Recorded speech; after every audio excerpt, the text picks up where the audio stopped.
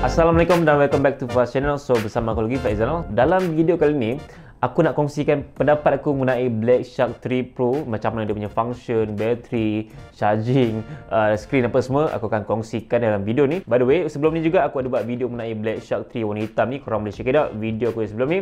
So guys, tanpa buang masa lagi, let's talk about it. Okay, benda pertama yang korang akan nampak dekat Black Shark 3 Pro ni adalah of course lah dia punya design yang memang agak unik dan agak pelik berbanding dengan phone-phone yang ada di pasaran sekarang ni. Bagi aku, untuk design Black Shark 3 Pro ni tak ada masalah langsung. Untuk aku suka dengan design dia, but in terms of colour untuk warna silver ni aku agak kurang sedikit. Sebab dia still cantik sebenarnya, obviously cantik untuk Black Shark 3 Pro punya warna ni.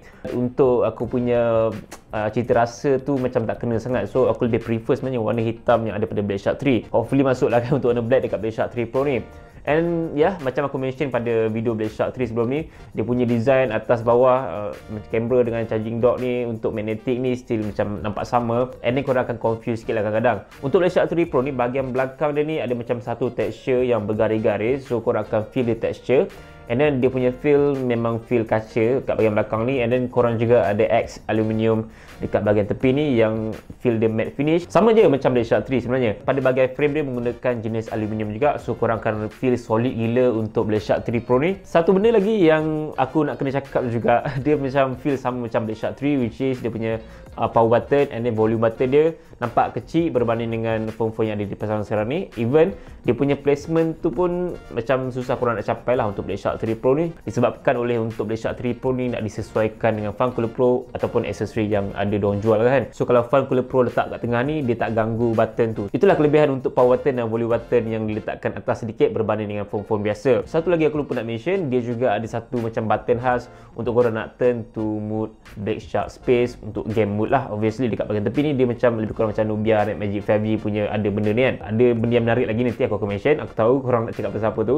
Okay, next things is dia punya screen. Obviously screen ni memang sangat-sangat besar, which is 7.1 inci untuk sesebuah smartphone macam ni. Untuk penggunaan harian bagi aku memang sangat tidak selesa. Nak masuk poket pun rasa besar gila. Even aku nak pegang pun memang aku nak kena pegang dua tangan untuk aku nak type ke apa semua. Dan memang tak selesa lah kalau aku nak pegang satu tangan untuk nak type ke, untuk nak scrolling Twitter ke, Instagram ke, nak sebagainya lah untuk daily usage. Phone Black Shark 3 Pro ni tak berapa ngam sangat untuk aku punya macam average usage. But untuk gaming, this is the best smartphone yang korang boleh beli pada tahun ni. Pengalaman gaming untuk Black Shark 3 Pro ni of course lah memang sangat-sangat best gila sebab screen dia besar. So kalau korang pegang macam ni, memang best lah kan sebab screen besar. So feel dia tu, dia ada feel yang korang susah nak move on lah. Dia punya feel untuk nak main game dekat Black Shark 3 Pro dengan screen AMOLED yang mempunyai 90Hz. And then ada HDR10+. Even dia punya warna pun aku boleh cakap memang superb gila warna tuning dia. But ada certain parts tu aku rasa macam warna dia agak over sedikit. Dia lebih kurang macam Black Shark 3 je lah. Macam agak over sedikit lah HDR dia.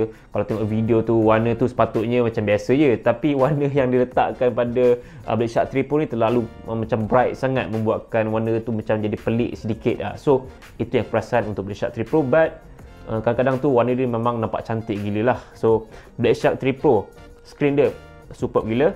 Dia dah siap pasang dengan screen protector pada bahagian hadapan.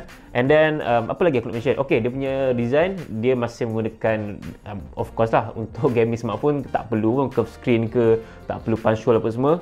Still dia ada dagu dengan dahi dan bezel yang agak nipis pada bahagian tepi. So itu tak ada masalah langsung untuk aku. Something yang aku suka lagi dengan Black Shark 3 Pro ni berbanding dengan Black Shark 3, dia punya stereo speaker front facing dia lah, atas dan bawah. Bagi korang dengar, dia punya stereo speaker memang mantap gila. Okay, aku buka highest volume.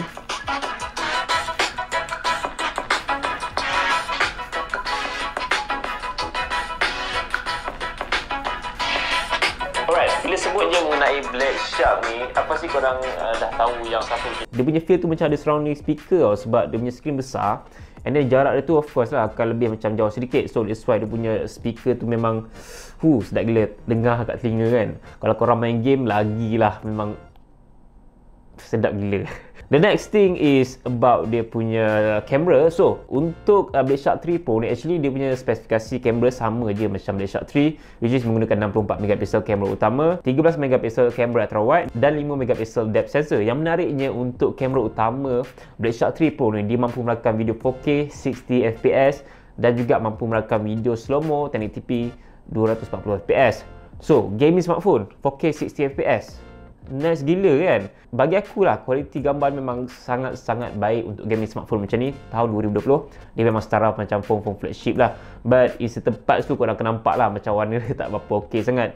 Tapi acceptable benda tu sebab ni gaming smartphone dia, so korang nak apa lagi. Dia punya kamera dah improvise gila ke untuk tahun 2020 kan. Kalau korang nak lagi cantik kualiti gambar dia, letaklah Gcam dalam Blade Shark 3 Pro ni kan. Untuk Blade Shark 3 Pro ni finally diletakkan earphone jack 3.5mm dekat bahagian atas, and then bahagian bawah ni just ada dia punya USB-C port. And then of course lah, kalau korang tengok tak ada speaker bahagian bawah ni, bukan dekat bawah ni speaker dia, but speaker dia dekat bahagian screen atas ni lah. So itulah yang menariknya untuk gaming smartphone macam ni, dia punya front facing speaker. Padu gila speaker dia. Okay, the next thing is dia punya performance. Untuk Blade Shark 3 Pro, performance padu gila. Padu gila performance dia. Gaming, daily usage, korang nak lenjan ke phone ni, padu gila. Dia pun ada liquid cooling system pada bahagian dalam ni, so dia akan menyejukkan phone ni kalau korang main dalam jangka masa yang lama, so dia tidak terlalu overheat sangat. Dia still ada panas sedikit, but it's not too overheat. Daily usage, berapa SOT aku dapat? Okay, berdasarkan penggunaan aku harian, aku boleh dapat paling maksimum adalah 8 jam lebih. Itu normal usage lah, which is media sosial, aku tengok video, aku main game sikit-sikit apa semua, so 8 jam lebih dengan 90Hz. Surprisingly, dia ada bateri sebesar 5000 mAh dengan skrin sebesar 7.1 inci, boleh tahan 8 jam lebih untuk 90Hz. Memang cukup mantap. Itu kalau aku turn on 90Hz. Macam mana pula kalau aku turn on 60Hz saja? Of course lah, lagi better kan dia punya SOT. So ikut korang lah, korang nak turn on 90Hz ke atau stick to 60Hz. But kalau phone tu dah ada 90Hz, just turn on je lah all the way 24 jam kan. So buat apa nak downgrade to 60Hz, unless kalau korang nak saving battery, macam korang pergi travel ke, ataupun maybe korang jenis macam tak suka charge ke apa kan. So just use the 60Hz sajalah. Dia juga ada fast charging 65W dalam kotak jualan, dia dah siap bagi dah. Dan of course memang pantas gila dia punya fast charging. The next thing, apa yang menarik lagi dengan Blade Shark 3 Pro ni, walaupun dia gaming smartphone, dia ada magnetic charging dekat bahagian belakang ni, dan korang nak kena beli asing lah dia punya kabel. Aku tak sure apa, nanti korang check it out dekat Shopee ke Lazada ke. Kelebihan magnetic ni bagi aku, dia lebih kepada macam gamers nak main game dekat phone ni sambil charge dekat bahagian belakang ni. So dia fast charging 18W, dan ya, dia tak ganggu sangat tangan korang kalau letak charge kat sini. So kalau macam korang tengah main game tu, adik-adik korang lari tersepak ke tertarik apa semua, so korang tak adalah macam stres sangat phone ni terjatuh sekali kan. So tak, so dia just macam kabel tu je tercabut. So itulah kelebihan untuk magnetic pada punya charging ni lah. So apa lagi aku tak mention? Satu benda lagi aku tak mention, dia punya physical trigger. So trigger ini something yang aku rasa sangat-sangat unik dan bagi aku agak futuristik lah untuk sesebuah smartphone pada tahun 2020, sebab aku tak nampak lagi ada smartphone yang ada ciri macam ni. Trigger tu boleh naik kalau korang nak pakai dia. So kalau korang tak nak pakai, korang boleh turn off benda tu. So itu something yang aku rasa wow, interesting gila kan untuk Blade Shark 3 Pro, sebab once korang tekan benda tu, korang akan find out yang dia punya trigger tu akan naik. Lepas tu kalau korang tak nak pakai, dia masuk balik. Speechless gila aku pakai benda ni. Memang wow gila lah dia punya function untuk Blade Shark 3 Pro. Aku tak tahu macam mana dia letak teknologi dalam phone ni, sebab untuk size screen 7.1 inci, of course lah boleh letak sebab screen besar, but untuk Blade Shark 3, so that's why the reason kenapa dia orang tak letakkan fungsi trigger tu dekat Blade Shark 3, sebab size kecil. And then of course, bila aku dah rasa pengalaman main game kat Asus ROG Phone 2 ataupun Nubia Magic 5G, aku tak boleh nak tinggal Blade Shark 3 Pro punya trigger. Memang amazing gila dia punya trigger untuk Blade Shark 3 Pro. Bagi aku, this is the best trigger in smartphone ever yang ada di pasaran sekarang ni. Full stop. Itulah pendapat aku mengenai dia punya physical trigger, but ada kekurangan yang korang nak kena tengok juga in terms of dia punya ketahanan, which is kalau korang kerap guna trigger dia and then masuk abuk ke masuk pasir apa semua, so benda tu mungkin akan effect sedikit lah dia punya mechanical ke apa semua. So itulah benda yang aku nampak kekurangan dia untuk physical ni. Tapi dia punya feel memang sedap gila. Dia macam ada clicky punya feel. Dia tak macam trigger ke, dia tak macam Nubia punya trigger, tak. Dia macam clicky yang korang rasa memang sedap gila lah feel dia. Aku tak tahu nak cakap macam mana lagi. Korang kena rasa sendiri feel dia macam mana kan. Unit dekat aku sekarang ni dia dah set dengan rangkaian 5G. Even aku punya unit ni adalah 12GB RAM dengan 256GB storage. So yang ni the highest Blade Shark 3 Pro punya variant lah. And then untuk versi rasmi di Malaysia, korang boleh beli dengan harga 4,000 untuk 8GB dengan 256, manakala untuk 12GB dengan 256 dengan harga RM4,200. Okay, in terms of harga untuk gaming smartphone, sebenarnya kita boleh nampak dah daripada Asus ROG Phone 2 pada tahun lepas dengan harga yang lebih RM4,000. So that's possible lah untuk 12GB RAM dengan 256GB storage, but dia punya kekurangan sedikit in terms of dia punya refresh rate 90Hz saja.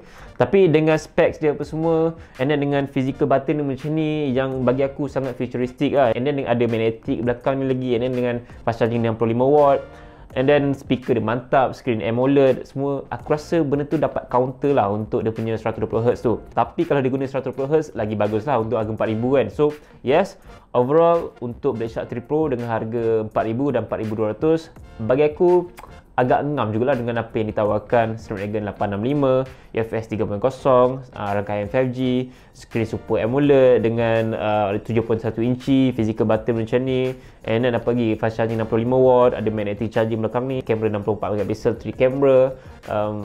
Yes, korang nak apa lagi dengan sebuah smartphone macam ni dengan bateri 5000mAh.